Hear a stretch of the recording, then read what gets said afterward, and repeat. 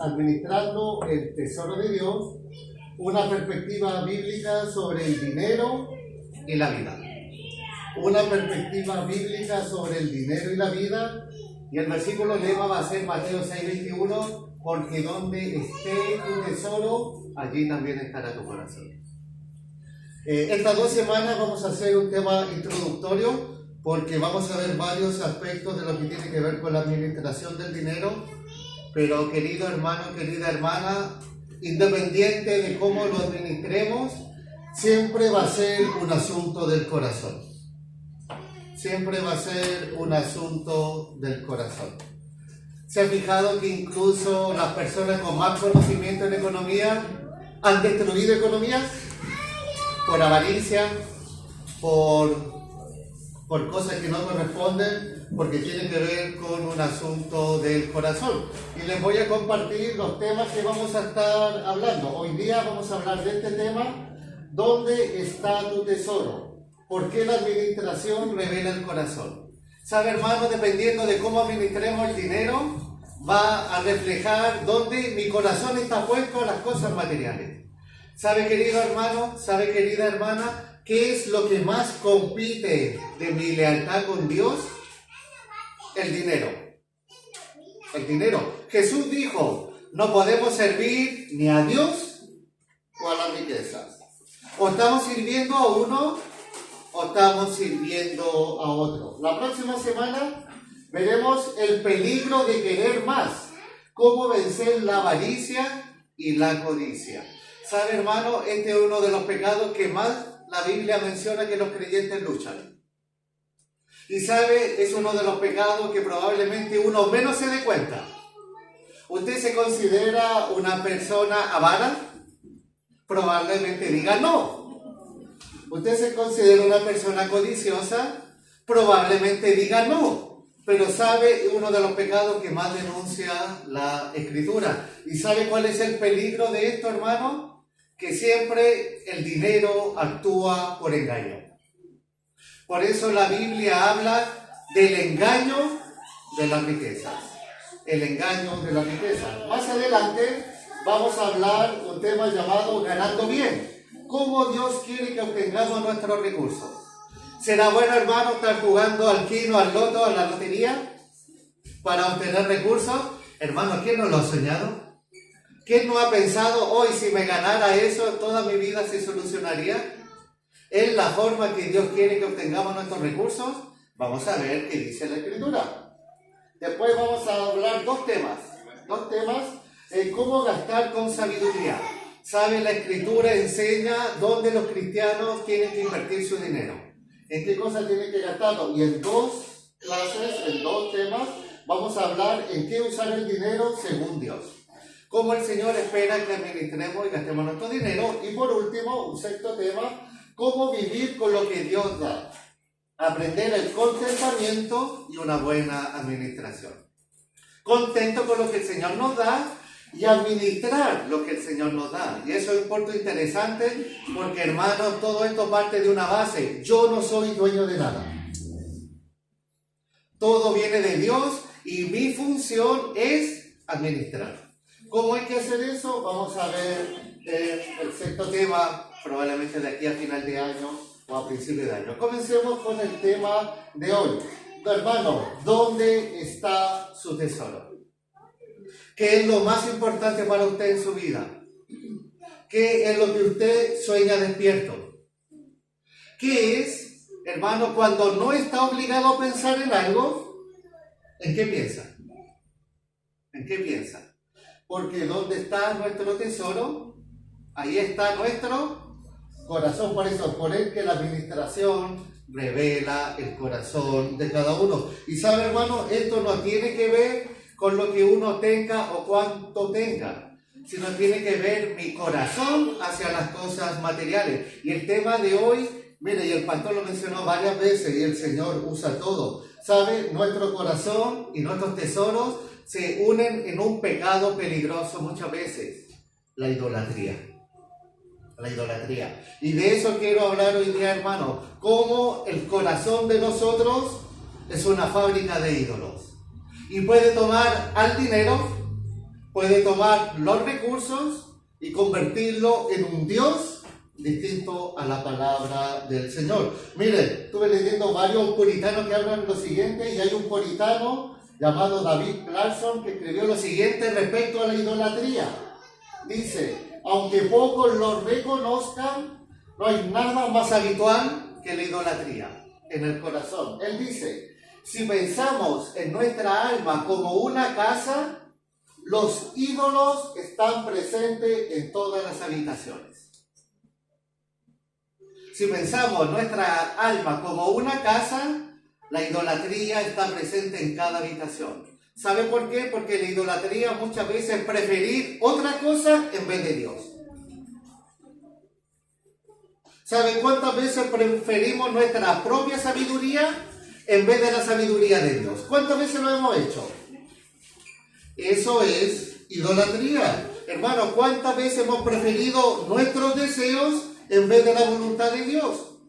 Eso es idolatría. ¿Cuántas veces preferimos nuestra reputación en vez del honor de Dios? ¿Sabe? Muchas veces cuando hay cosas que se vuelven más central que Dios, eso es idolatría. Cuando hay algo que se vuelve más importante que Dios, eso es idolatría. Por eso lo que dice él aquí: nuestro corazón es una fábrica de ídolos. Es una fábrica de ídolos. Y como vamos a estar hablando de la administración del dinero, ¿sabe? Es muy interesante cómo el corazón funciona de eso. ¿Se ha fijado, hermanos, hermanas, que cuando hay crisis económicas, y a veces esa crisis económica afecta a los que más tienen, ¿sabe una de las cosas que más le pasa a esas personas? Se suicidan. ¿Ha pensado el por qué una crisis económica puede llevar a personas a llevar al suicidio? ¿Ha pensado eso? Es interesante, porque eso tiene que ver cómo mi corazón lidia con las cosas materiales. ¿Sabe? Hay un pensador y historiador francés que, analizando a Norteamérica, escribió lo siguiente. Él escribió en un libro llamado Democracia y Libertad. Él, analizando a Norteamérica, dijo lo siguiente: viendo a los norteamericanos, él dice: ellos tienen una extraña melancolía que persigue a sus habitantes en medio de la abundancia. Ellos dicen que él observa a la gente de Norteamérica y dice que a pesar de tener abundancia, ellos viven con una extraña melancolía. ¿Sabe lo que él está diciendo en el fondo? Que a pesar de tener todas las cosas materiales, ellos no son felices. ¿Y sabe por qué? Él da la razón, y le estoy hablando de un incrédulo. El incrédulo dice: el problema de ellos es que buscan su felicidad en las alegrías incompletas del mundo. Ellos buscan su felicidad en las alegrías incompletas de este mundo que nunca satisfacen el corazón. Ellos buscan su felicidad en las cosas del mundo, no en Dios. Eso es lo que está diciendo. ¿Me comprende? A pesar de tener tanta abundancia, dice que ellos viven con una extraña melancolía porque ponen su sentido de vida en las alegrías incompletas de este mundo. ¿Sabe, hermano? Nada satisface en este mundo. El único que va a traer plena satisfacción a su corazón es el Señor. Y hermano, cuando yo pongo mi corazón en las alegrías incompletas de este mundo, eso es idolatría. Eso es idolatría. Eso es poner nuestra esperanza en algo que no es Dios. Y cuando yo pensaba en esto de idolatría, ¿qué es lo primero que se nos viene a la mente? La antigüedad, ¿no es cierto? Los templos paganos, las estatuas, la gente inclinándose a la estatua. ¿Se recuerda cuando Pablo fue a Atenas? Y estuvo ahí, enardecía su corazón al ver la idolatría. ¿Sabes probablemente qué ídolos estaban ahí? Estaba Afrodita, la diosa de la belleza. Estaba Ares, el dios de la guerra. Estaba Artemisa, la diosa de la fertilidad. Estaba Hefesto, el dios de los trabajos manuales. Y uno piensa, hermano, eso es antiguo. Hoy día ya no hay idolatría. Ya no hay los templos paganos, ya no hay estatuas. Pero sabe, hermano, nuestra cultura no es muy diferente. ¿Saben que nuestra cultura tiene su propio grupo de ídolos? ¿Saben que nuestra cultura tiene sus propios sacerdotes? ¿Nuestra cultura tiene sus propios rituales? Por ejemplo, miren, tenemos tres cosas que quizás no se distinguen bien, pero aquí tenemos una torre de oficina. Y sabe, hermano, es interesante que el trabajo es bueno, ¿no es cierto? ¿Quién inventó el trabajo? Dios. ¿Quién provee el trabajo? Dios. Pero ¿sabe lo que hace la gente muchas veces? Toma esto y lo eleva a elementos cósmicos. ¿Sabe cuántas familias se han destruido porque hombres han descuidado a su familia por el trabajo? ¿Cuántos hijos son abandonados porque el hombre prefiere crecer en estatus? ¿Crecer en prestigio y descuidando a la familia? No se ven tanto, pero un gimnasio. ¿Cuántas niñas sufren de depresión y desorden alimenticio por una obsesión obsesiva con su imagen corporal? ¿Cuántos? ¿El ejercicio es malo? No, pero ¿cuánta gente lo eleva a una categoría que si no tengo, a las mujeres si no son 90, 60, 90, son feas, no son felices? ¿Sí o no en este mundo? ¿Cuántas mujeres luchan con eso? Y ven aquí un lugar de salvación. Ven aquí un lugar donde van a ofrecer sus sacrificios y van a obtener la bendición de este mundo. ¿Qué decir de los lugares deportivos? Los ídolos de hoy. Messi, Cristiano Ronaldo. ¿Usted sabe que en Argentina existe la iglesia de Maradona? ¿Usted sabe que ahí van todos los domingos los hinchas y le cantan a Maradona? Todos los cantos del estadio se lo cantan a Maradona, y Maradona, Maradios, y le ponen todas esas cosas, y lo elevan. ¿Se recuerda cuando Chile volvió al Mundial en Francia 98? ¿Cuánta gente estuvo endeudada 10 años por ir a Francia? ¿Cuánta gente se endeudó por ir al Mundial? Por último también las universidades. No es nada malo estudiar, pero ¿cuánta gente piensa que si tú no estudias, no eres nadie? Y piensa que si tú eres universitario, tienes arreglada la vida. Y si no eres universitario, va a irte mal en la vida. ¿Cuánta gente piensa así? Hermano, eso es idolatría. Nos reímos, pensamos que a nosotros nos pasa, pero la idolatría actúa por engaño. No nos damos cuenta. No nos damos cuenta. Y el problema es que elevamos estas cosas a proporciones cósmicas. Y pensamos que si no tenemos estas cosas, esto es un ejemplo de un montón de otras cosas, nuestra vida no tiene sentido. Y la gente a veces por eso está dispuesto a hacer un montón de cosas que siempre traen consecuencias negativas, porque nunca es suficiente, nunca nada satisface. ¿Cuánta gente con trabajo, teniendo mucho dinero, es capaz de estafar para tener más? ¿Cuánta gente está dispuesto a estas cosas? ¿Cuánta gente está dispuesto en un deporte a drogarse, a ponerse esteroides con tal de tener un mejor rendimiento? ¿Y qué decir con los otros aspectos?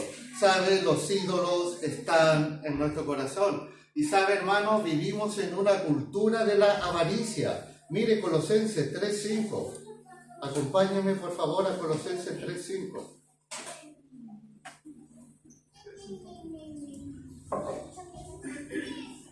Colosenses 3:5. Dice así Colosenses 3:5. Haced morir pues lo terrenal en vosotros. Y le habla a los cristianos. ¿Qué es lo que los cristianos tenemos que hacer morir? Fornicación, impureza, pasiones desordenadas, malos deseos y avaricia. ¿Qué es? ¿Qué es lo que dice que es la avaricia? Idolatría.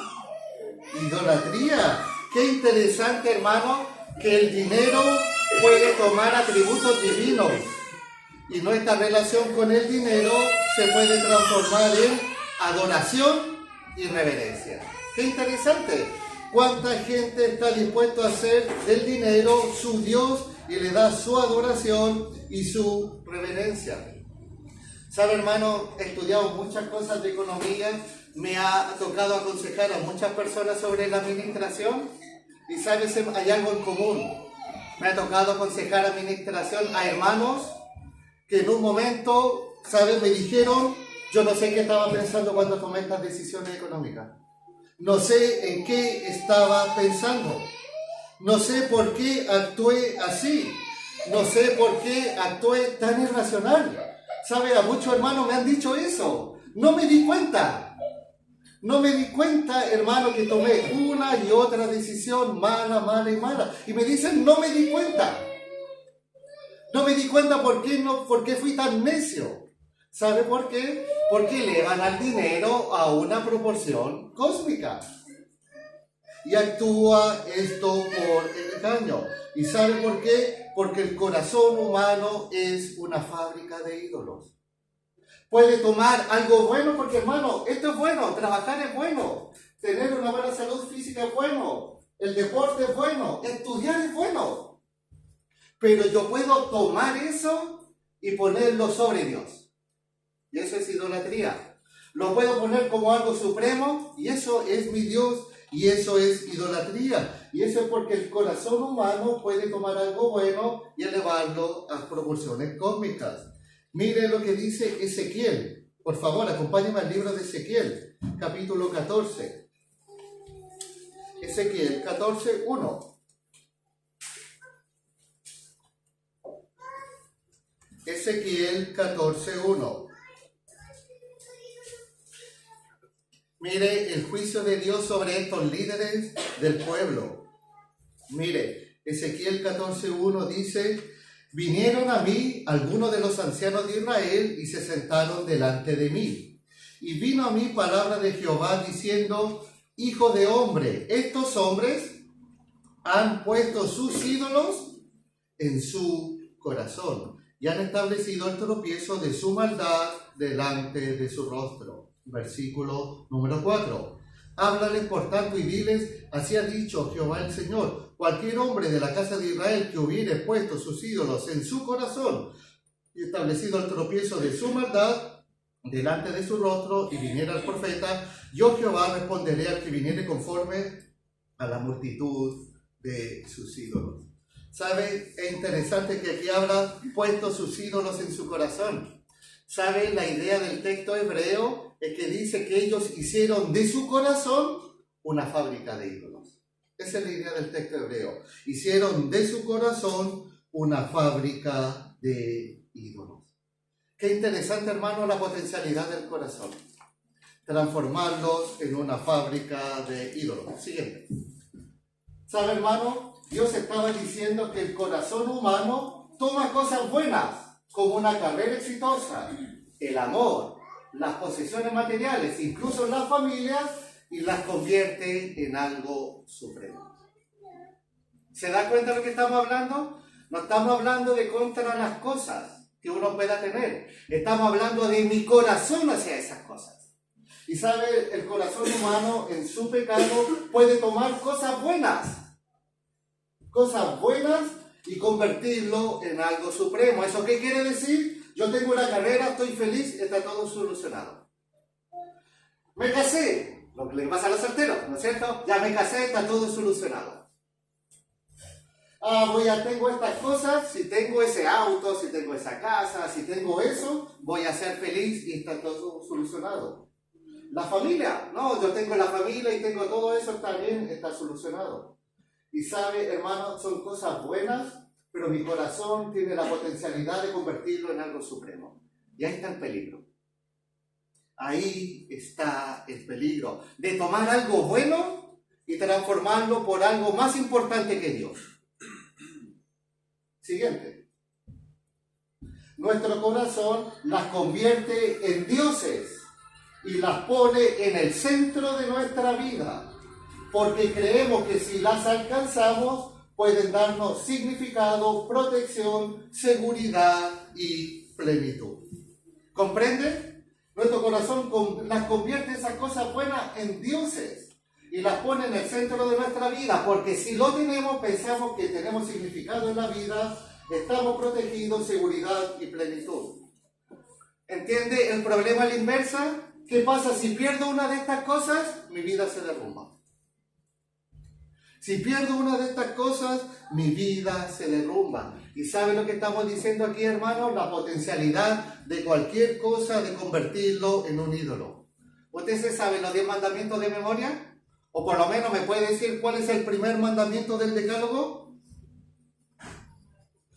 Yo soy Jehová tu Dios, no tendrás dioses ajenos delante de mí. ¿Usted cree que es casualidad que ese sea el primer mandamiento de los 10 mandamientos? ¿No tendrás dioses ajenos delante de mí? ¿Y qué puede ser un Dios? El mismo texto lo dice, porque dice, no te harás imagen ni ninguna semejanza de lo que está arriba en los cielos, ni abajo en la tierra, ni en las aguas debajo de la tierra, no te inclinarás a ella. ¿Sabe? Todo tiene la potencialidad de convertirse en un Dios. Todo. Todo se puede transformar en un Dios.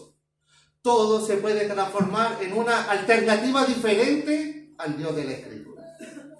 Todo tiene esa potencialidad, hermano, de poner nuestras esperanzas en las alegrías incompletas de este mundo. Todo tiene esa potencialidad. Por eso, ¿cómo uno hace un Dios? O un ídolo. Un ídolo, hermano, es cualquier cosa que es más importante para ti que Dios. Hermano, realmente, ¿qué es lo más importante para usted? ¿Cómo uno sabe qué es lo más importante para uno? Y un ídolo es cualquier cosa que es más importante para ti que Dios. Cualquier cosa que absorba nuestro corazón y mente más que Dios. Cualquier cosa a la que acudimos para que nos dé lo que solamente Dios nos puede dar. ¿Comprende? Un ídolo es tomar algo bueno y transformarlo como lo supremo que reemplaza a Dios. Hermanos, ¿cuántas veces el dinero no juega este papel en nuestro corazón? En la época de la Biblia, a la gente se le pagaba diariamente. Había que tener fe para tener el sustento todos los días, porque había que trabajar todos los días. Pero ahora, por ejemplo, nos pagan mensual y está bien. Pero una cosa es vivir con la cuenta corriente en cero y otra cosa es vivir con la cuenta corriente con un buen saldo. No es malo vivir con un buen saldo. El problema es que yo confío más en el saldo en que Dios me pueda cuidar. ¿Sí o no? Cuando tenemos un saldo bueno, vivimos tranquilos. Pero cuando viene la escasez, ¿cómo está ya nuestro corazón? ¿No asaltan las dudas? ¿No asaltan los problemas? ¿Sí o no? ¿Por qué? Porque estamos descansando en que si mientras yo tengo dinero, estoy bien. Y eso, tomar cosas más importantes que Dios. Cualquier cosa que absorba nuestro corazón y mente. Hermano, ¿qué es lo que más pensamos? Hermano, ¿cuántas veces en esta semana nos detuvimos solo a pensar en quién es Dios? ¿Cuántas veces? ¿O cuántas veces en la semana nos detuvimos a pensar cómo obtener más dinero? ¿O cuántas veces en la semana pensamos, si tuviera este dinero, podría tener esto? ¿En qué pensamos más en la semana? ¿Sí o no?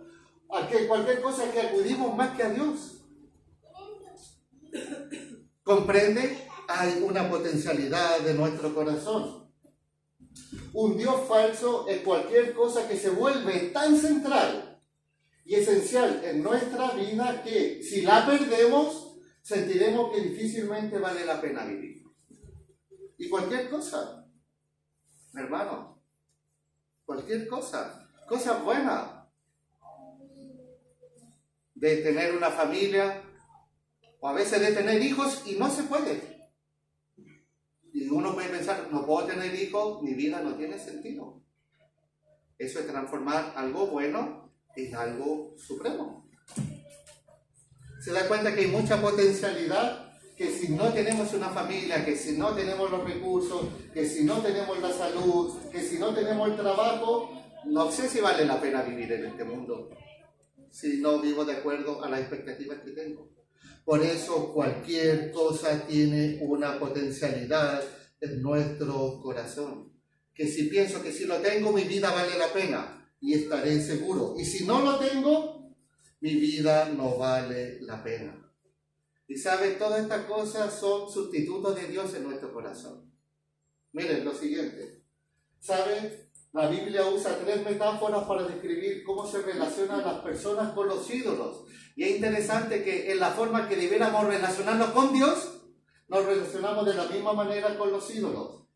¿Saben? Nosotros debiéramos amar a Dios, pero terminamos amando a nuestros ídolos. Deberíamos confiar en Dios, pero terminamos confiando en los ídolos. Deberíamos obedecer a Dios, pero terminamos obedeciendo a los ídolos. Por ejemplo, amar a Dios es el primer gran mandamiento. Hermano, ¿qué es lo que más ama usted en este mundo? Sinceramente, no de una respuesta pública, pero respóndase en su corazón.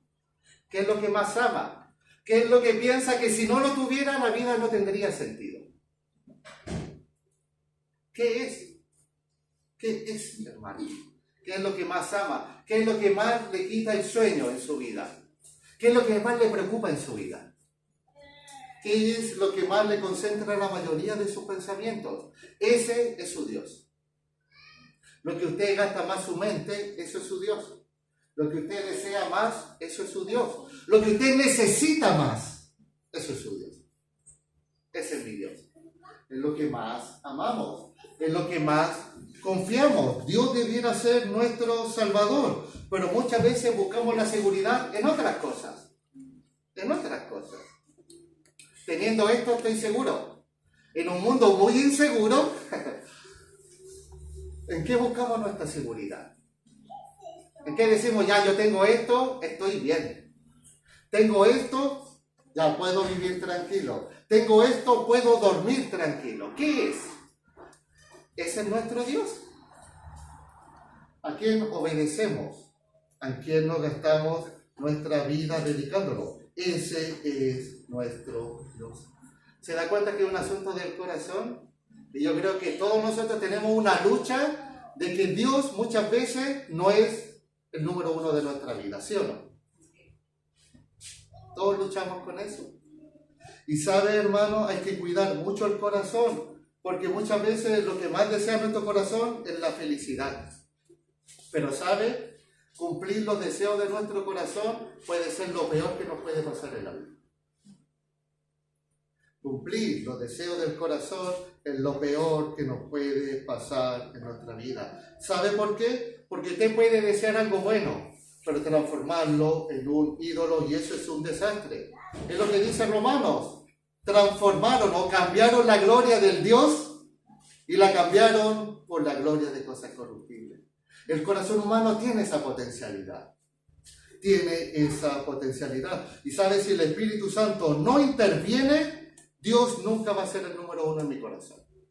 Si yo no dejo que la palabra de Dios me moldee, Dios nunca va a ser el número 1 en mi corazón. Y sabe, la historia de la Biblia, la historia de la iglesia, está repleto de ejemplos de gente que se fueron tras sus ídolos y su vida fue un desastre.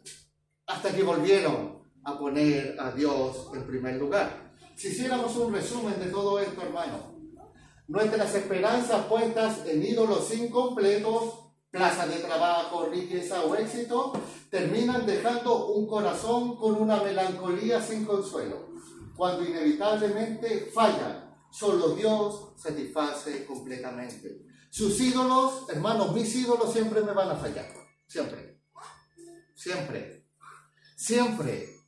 Hermano, nada satisface en este mundo. Cuando uno piensa, los jóvenes, no, me caso y voy a ser completamente feliz, solamente Dios me puede hacer completamente feliz. Hay cosas que mi esposa no puede hacer por mí y que solo Dios lo puede hacer.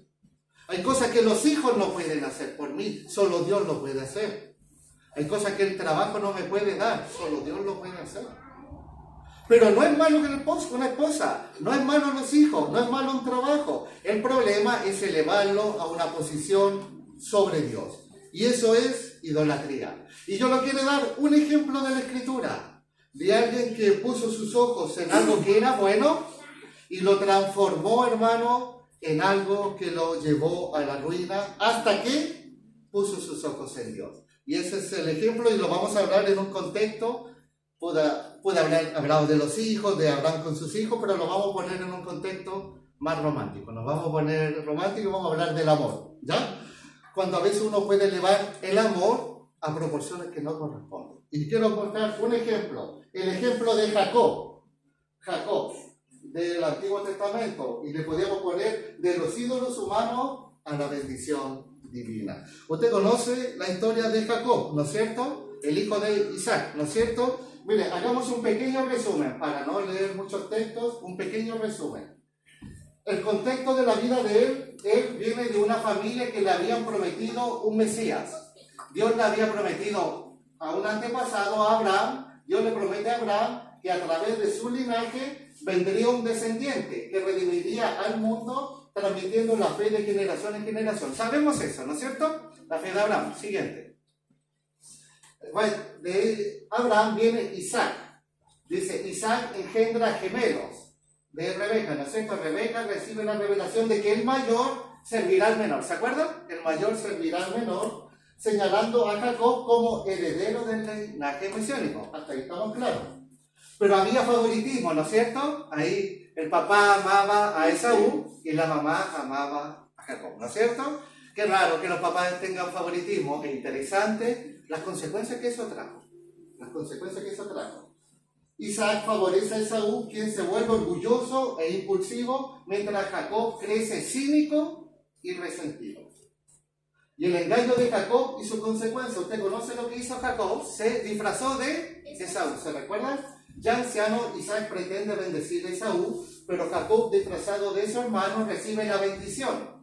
Al enterarse, Esaú jura matar a Jacob, forzando su huida al desierto. ¿Estamos claros? Está ahí, ¿no es cierto? Jacob tuvo que huir porque su hermano, porque le había robado la bendición, lo quería matar. Le pregunto, ¿cómo estaba la vida de Jacob aquí al final? Destruida. ¿Sí o no? Era una vida destruida. Perdió a la familia.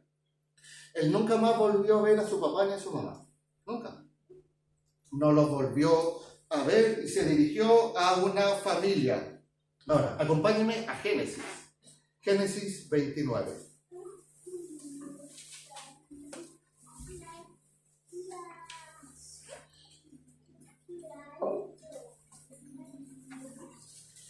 Génesis 29, del 16 en adelante.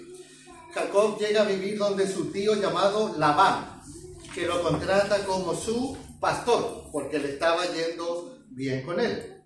Génesis 29, 16.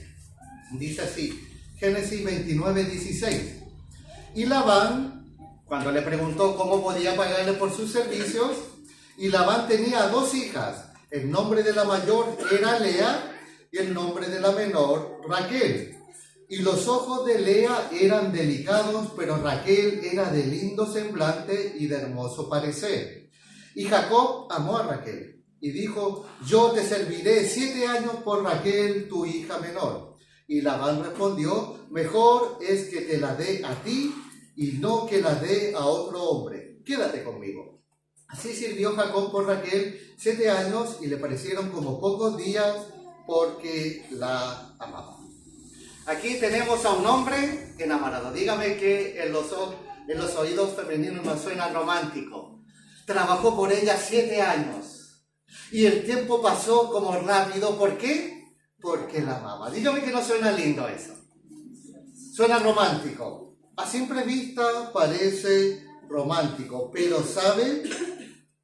En aquella época la gente no se casaba porque se amaba. Eso es algo más contemporáneo. Eso empezó a pasar después de Romeo y Julieta. Del amor por sentimiento empezó a pasar después de Romeo y Julieta. Usted sabe cómo terminó Romeo y Julieta, ¿no es cierto? Pero a partir de ahí, antes la gente se casaba por conveniencia. La gente se casaba por hacer uniones, ¿no es cierto? Se juntaban dos familias, aumentaban la riqueza. Se juntaban dos familias y aumentaban la seguridad y tenían un montón de cosas por conveniencia. Saben que en la época la gente no se casaba por amor, en el contexto que lo entendemos hoy. Pero Jacob amaba a Raquel. Pero ¿qué tipo de amor tenía él por ella? Sabe que era un amor irracional. ¿Sabe por qué? Porque trabajar 7 años para casarse con alguien en la época era irracional.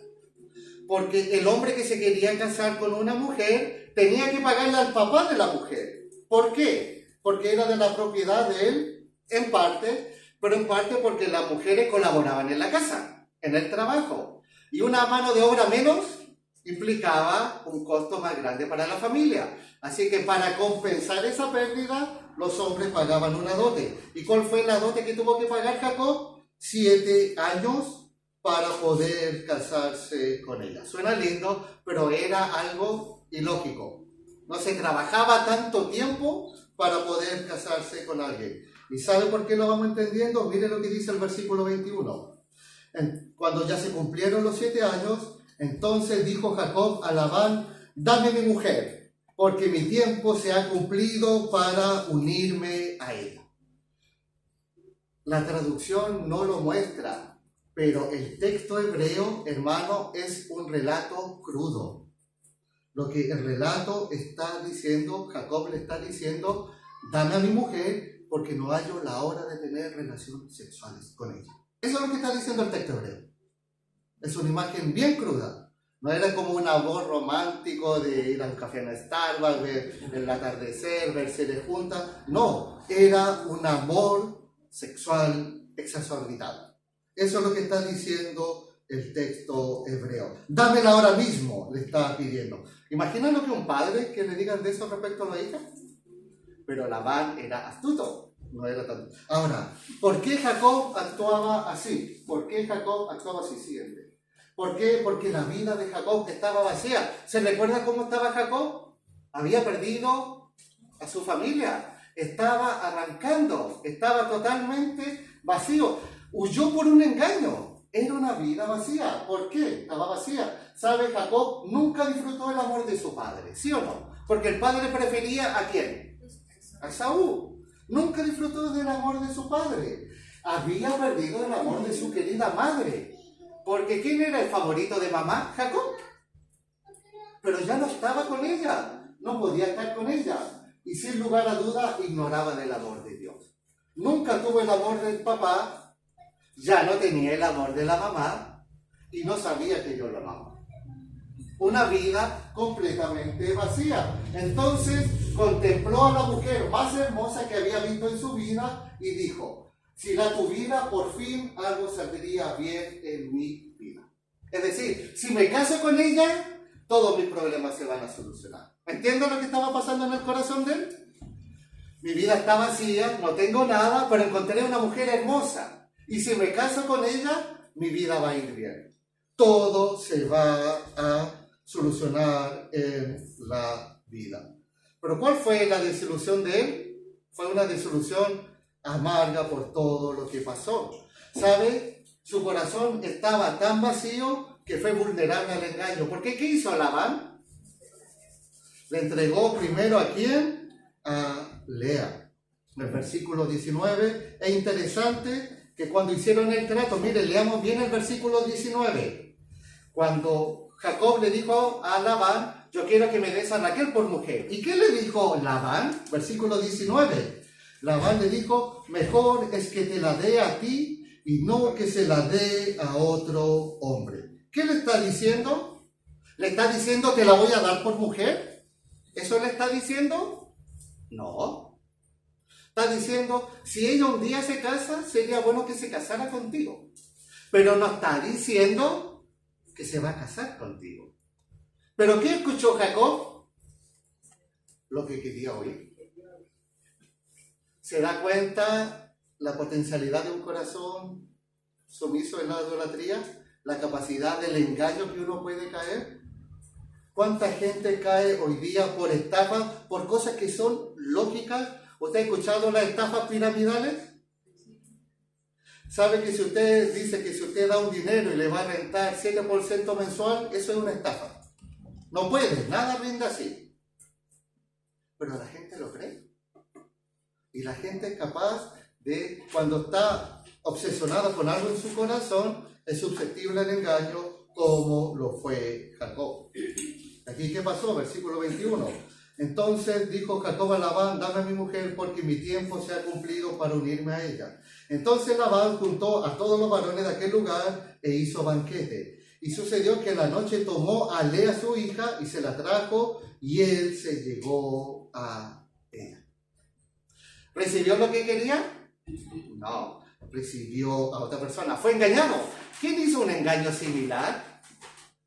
¿Se imagina lo que fue la primera noche de Jacob con Lea?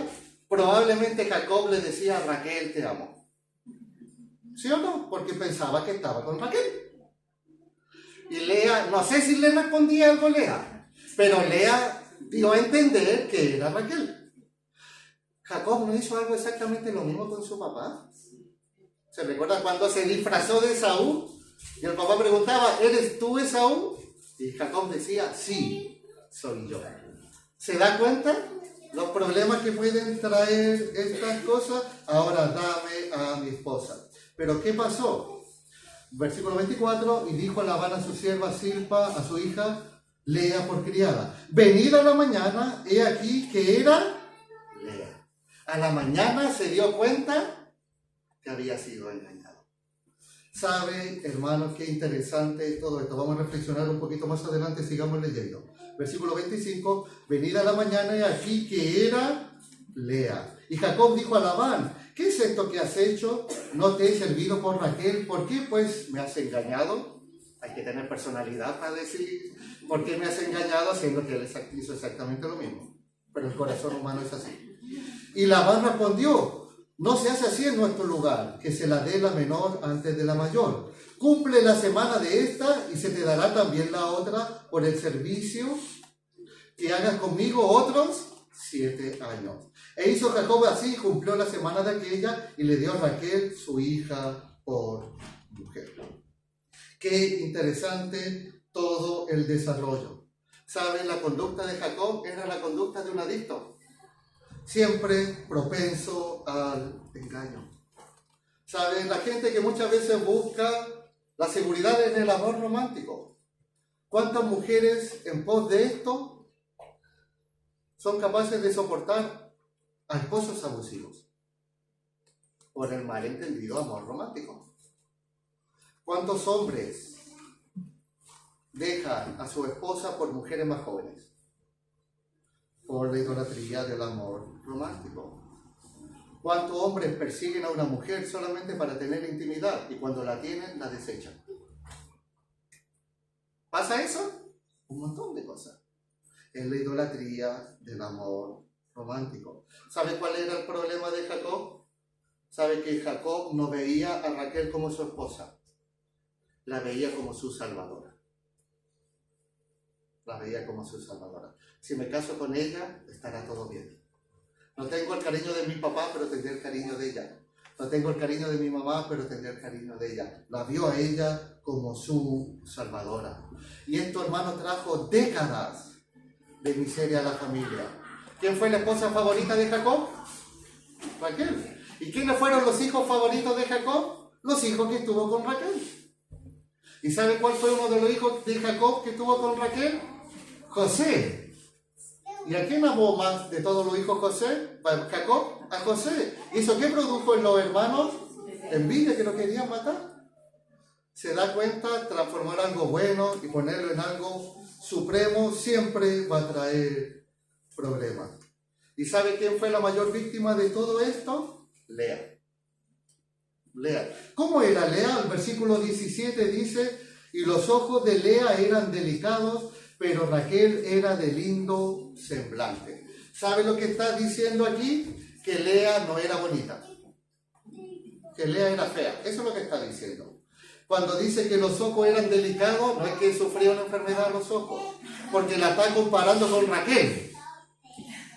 ¿Y qué dice de Raquel? Raquel era de lindo semblante y de hermoso parecer. Y la compara con Lea. ¿Cuál es lo contrario a eso? Era fea. Era la mujer con la que ningún hombre se iba a querer casar. ¿Se imagina lo que era para ella vivir con ese estigma de que conmigo nadie se quiere casar, pero con mi hermana probablemente todos se quieren casar? Dígame el dolor de cabeza para Labán con esto. Porque ¿cuál era la costumbre de la época? Casar a la mayor y después a la menor. ¿Pero quién se iba a querer casar con Lea? Nadie. Y con Raquel probablemente había muchos pretendientes y que probablemente ofrecían mucho dinero, pero no la puedo casar con nadie hasta que case a Lea. Así que Labán, cuando vio la oportunidad, a alguien que podía engañar, lo engañó. Y logró casar a Lea. Porque ¿qué significó? Versículo 30. Y se llegó también a Raquel, Jacob, y la amó también más que a Lea. ¿Cómo es para una mujer vivir con eso? Mi esposo no me ama. Ama más a mi hermana más que a mí. ¿Cómo debe haber crecido el corazón de Lea? Triste, ¿sí o no? Un corazón absolutamente triste. Entonces, ¿cuál fue la estrategia de Lea? ¿Aferrarse a Dios? No. Ganar el corazón de su esposo. ¿Qué dice el versículo 31? Sigamos leyendo ahí. Y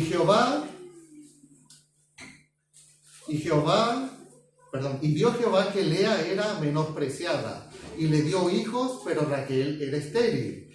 Y concibió Lea, y dio a luz a un hijo, y llamó su nombre Rubén, porque dijo: ha mirado Jehová mi aflicción, y ahora por tanto, ¿qué dice?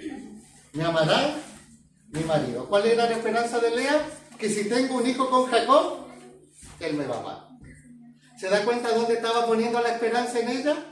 En una familia, en los hijos. Si tengo esto, mi esposo me va a amar. Y si mi esposo me ama, todo se va a solucionar. ¿Entienden la lógica de lo que está pasando aquí en el corazón de ella? Está poniendo su esperanza en sus hijos, en una familia. Yo tengo eso y mi esposo me va a amar y se van a solucionar todos mis problemas. Versículo 33. Concibió otra vez y dio a luz a un hijo y dijo: por cuanto oyó Jehová que yo era menospreciada, ha dado también a este. Y llamó su nombre Simeón. Y concibió otra vez y dio a luz un hijo y dijo: ahora, esta vez se unirá mi marido conmigo, porque le he dado a luz 3 hijos. Por tanto, llamó a su nombre Leví. ¿Se da cuenta cuál era la esperanza de Lea? Si yo le doy hijos, él me va a amar. ¿Se da cuenta la esperanza de ella? Si yo tengo hijos, se van a solucionar todos los problemas de mi vida. ¿Comprende la psicología de la idolatría? Los hijos son buenos, son una bendición del Señor. Pero ella las puso en un lugar supremo. ¿Cuántas madres no le pasa con eso cuando quiere tener los hijos perfectos y controlan toda la vida de sus hijos hasta que los asfixian? Y después los hijos no quieren saber nada más con la mamá. ¿Por qué? Porque la mamá puso su esperanza en sus hijos. Y esto es lo que estaba pasando con esta mujer. Puso la esperanza en los valores de la familia. Siguiente. Mi amor, siguiente. ¿Qué estaba haciendo Lea? Intentar encontrar la felicidad y la identidad por medio de los valores familiares tradicionales. Y tener hijos, sobre todo en aquellos tiempos, era la mejor manera de conseguirlo. Pero no funcionó porque había puesto en su marido todas sus esperanzas y todos sus sueños. Si tengo hijos, mi marido me va a amar y yo voy a ser la mujer más feliz del mundo. Había puesto su esperanza en ello. ¿Sabe, hermano? Cada vez que uno pone sus esperanzas en cosas que no es Dios, siempre terminamos defraudados. Siempre. Usemos esto como una analogía. Yo siempre que creo que me caso con Raquel, siempre yo voy a amanecer con Lea. ¿Me entiende la analogía? Yo siempre que pongo la esperanza en algo de este mundo, nunca voy a encontrar lo que realmente estaba buscando. Póngale, Raquel, su mayor sueño. Personifiquen, Raquel, en lo que más desea usted de este mundo, aparte de Dios.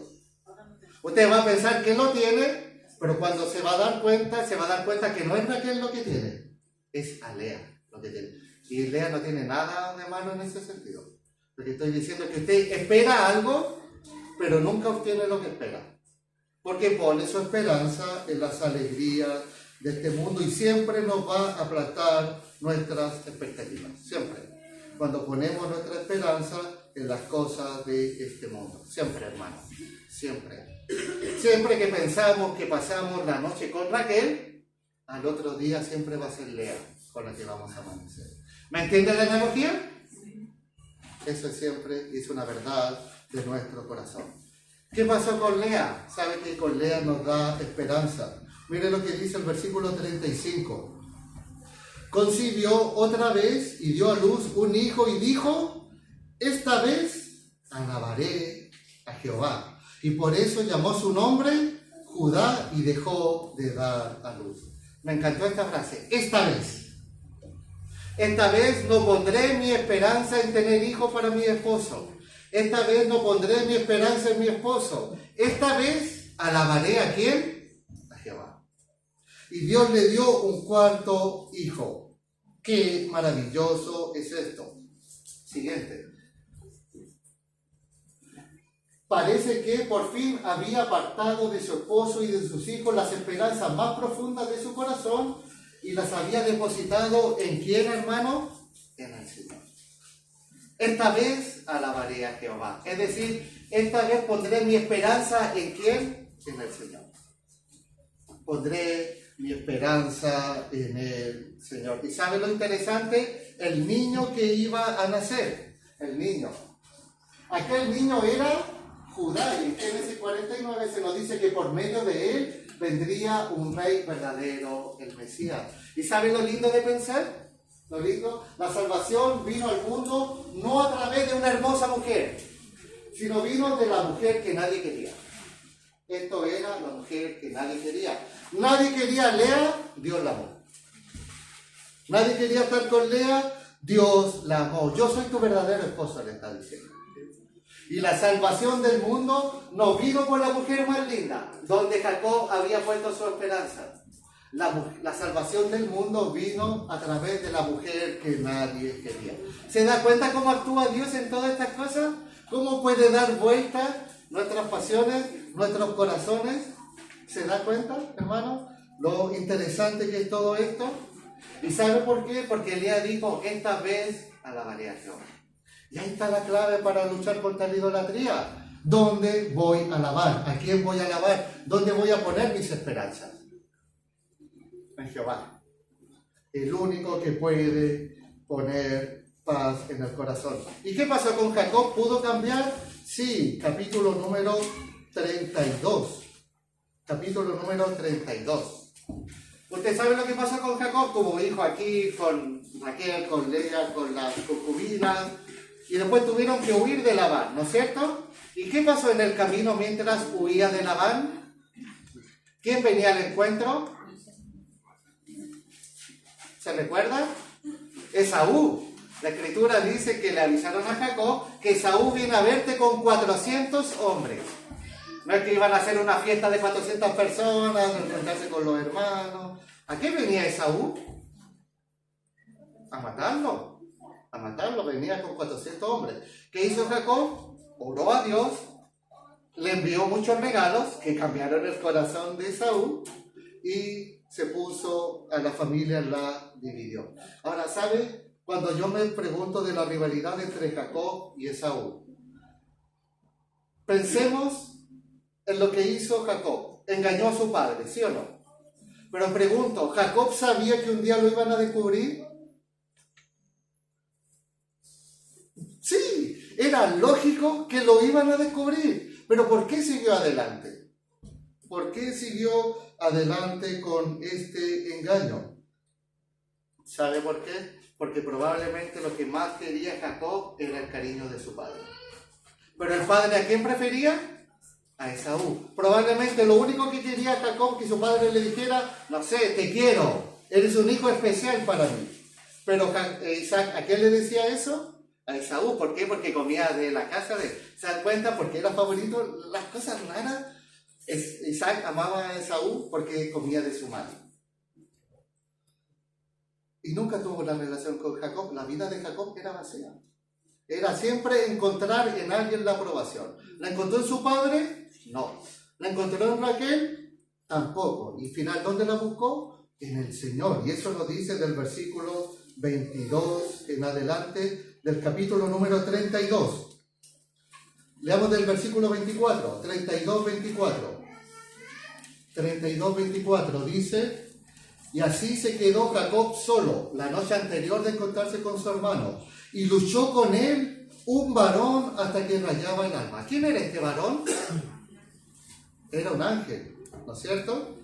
Y versículo 25, y cuando el varón vio que no podía con él, con Jacob, tocó en el sitio de encaje de su muslo y se descoyuntó el muslo de Jacob mientras con él luchaba. Y dijo, déjame, porque raya el alba. Y Jacob le respondió, no te dejaré si no me bendices. Y el varón le dijo, ¿cuál es tu nombre? Y él respondió, Jacob. Y el varón le dijo, no servirá más tu nombre Jacob, sino Israel, porque has luchado con Dios y con los hombres y has vencido. Entonces Jacob le preguntó y dijo, declárame ahora tu nombre. Y el varón le respondió, ¿por qué me preguntas por mi nombre? Y lo bendijo allí. ¿Quién era este personaje misterioso? Dios. Era Dios. Ahora, imagínense en el Jacob. Estaba luchando con un ángel que en el fondo era Dios. Hermano, ¿usted seguiría luchando con el ángel? Sabiendo que es Dios. ¿Qué es lo más común? Soldado que arranca sirve para otra batalla, ¿no es cierto? Esa sería, ¿quién le va a ganar a Dios? Pero ¿sabe qué es lo que quería Jacob? Bendíceme. ¿Sabe Jacob lo que no encontró en otro? Supo que la única bendición que valía la pena era la bendición que podía venir del Señor. ¿Se da cuenta que igual que Lea, Jacob encontró lo que necesitaban en Dios? Y el texto dice, y lo bendijo allí. ¿Sabe lo interesante en la Escritura cuando se habla lo bendijo? Dios le dijo algo a Jacob. ¿Qué le habrá dicho? No tengo idea. Pero quizás le dijo, yo te amo. Quizás tu padre no te amó, pero yo te amo. Quizás quisiste encontrar tu felicidad en Raquel, pero conmigo la vas a tener. Y Jacob no soltó al Señor hasta que Él lo bendijera. ¿Saben lo que Jacob estuvo buscando toda su vida? ¿Dónde lo encontró? En el Señor. Y ahí está la clave de nuestro corazón, hermanos.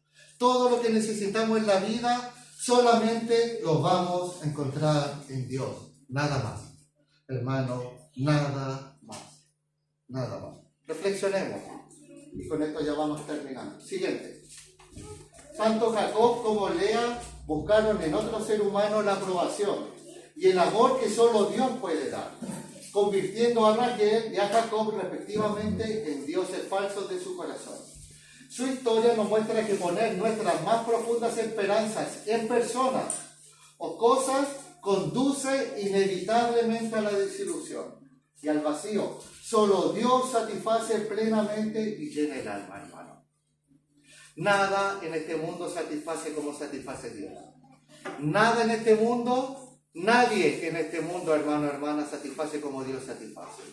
Apropiemos esa verdad en su corazón. No pensemos que las cosas de este mundo nos van a llenar. Pueden ser útiles, pero nunca las elevemos a un nivel que sobrepasan a Dios. Y por eso apliquemos esto a nuestra vida. Hermano, haz un examen honesto de tu corazón esta semana. Identifica al ídolo moderno que has levantado. A su esposo, su esposa, a su trabajo, quizás la aprobación social, el éxito económico. Luego confiesa ante Dios esa confianza indebida y sustituye ese ídolo por una práctica diaria de depender de Dios. Por ejemplo, dedica cada mañana 5 minutos a leer un versículo que afirme la suficiencia de Cristo y orar. Señor, reconozco que solo tú eres suficiente para darle significado y plenitud a mi vida. Esta oración todos los días de nuestro corazón. Señor, solamente tú eres suficiente. Solamente tú le das significado a mi vida. Solamente tú le das plenitud a mi vida. Y el Señor puede ir trabajando en nuestro corazón con los ídolos que podemos tener, hermano. El cónyuge, los hijos, el trabajo, la aprobación, el éxito económico, donde ponemos nuestra esperanza. Donde ponemos nuestra esperanza. Es un trabajo del corazón. Nuestro corazón es una fábrica de ídolos y si hay algo que Dios odia, querido hermano, es la idolatría. Dios la odia. Dios la detesta y es algo habitual en nuestro corazón. Tomémoslo en serio. Tomémoslo en serio con esta batalla de nuestro corazón. Padre, gracias por su palabra. Gracias, Señor, porque ella nos alienta, pero también nos muestra muchas veces el estado de nuestro corazón. Qué fácil es pensar que no, este no es mi problema, es de los demás, yo estoy bien. Pero la idolatría actúa por engaño, Señor. A veces sin darnos cuenta, elevamos a cosas, a lugares que no le corresponden, Señor. Ayude a identificar, ayude a que no nos pase lo que le pasó a Jacob, lo que le pasó a Lea, a poner su esperanza en cosas que son de este mundo, Señor. Cosas que pueden ser buenas, por ello la elevaron a un nivel que no corresponde. Ayude a identificar las idolatrías de nuestro corazón para reemplazarla con la suficiencia que solamente usted nos puede dar en nuestra vida. Ayúdenos, por favor. En el nombre de Jesús. Amén.